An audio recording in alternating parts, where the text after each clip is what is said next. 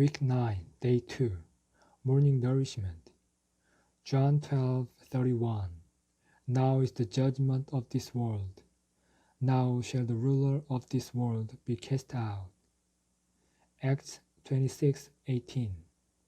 To open their eyes, to turn them from darkness to light, and from the authority of Satan to God, that they may receive forgiveness of sins and an inheritance among those who have been sanctified by faith in me. The world typified by Egypt usurps the people whom God created and chose for his purpose. The children of Israel were enslaved to that aspect of the world, which gave them their livelihood and afforded them their enjoyment.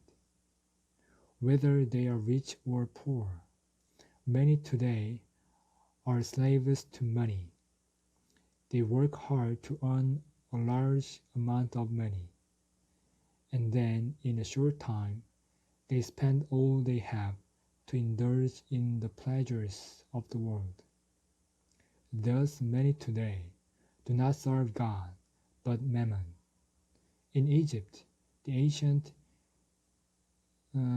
Israelites made a good living and they enjoyed the riches of the world. But Egypt kept them from fulfilling the purpose for which God had originally called them. In Egypt, the children of Israel became strong. In one sense, to become strong is to become rich. Without money, a nation cannot be strong. For example, the United States is a strong nation because of its economy. The children of Israel enjoyed the aspect of the world typified by Egypt because they were occupied by the riches and enjoyment of the world. They were kept from fulfilling the purpose for which God had created and chosen them. In the same principle, all the worldly people today have been usurped by Satan. As a result, they do not know God's purpose. How we need to thank the Lord for delivering us from slavery in the world and for setting us free from the usurping hand of Satan. Today's reading. Because of their need to maintain their livelihood, the children of Israel fell into Egyptian tyranny. The worldly people today are also under tyranny. Even their occupation with worldly amusements is a sign that they are under Satan's tyranny, forced to follow a course that holds them under Satan's tyranny and that keeps them from God's purpose. They have no freedom and do not make the proper choices.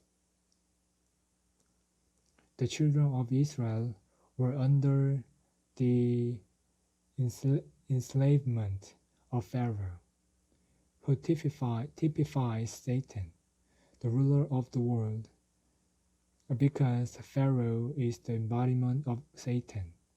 He is a picture of Satan in Exodus, a book of pictures. Exodus 1:13 says, "And the Egyptians made the children of Israel serve with harshness." Harshness indicates that the children of Israel had no liberty, no rights, and no rest. No matter what their circumstances were, they had no labor as slaves. They had to do what Pharaoh demanded. Verse 14 continues, "And they made their lives bitter with hard labor in mortar and in brick and in all kinds of labor in the fields. In the field, all their labor with which they made them serve was with harshness. Pharaoh made the lives made the made the lives of the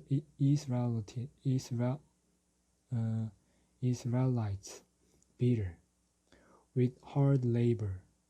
Today, in the eyes of God, all the people are laboring in the field. You may work in the hospital, factory, or office, but actually you are laboring in the field, making bricks and cementing them with mortar. As slaves in Egypt, the children of Israel built storage cities for Pharaoh, Pithom and Ramses.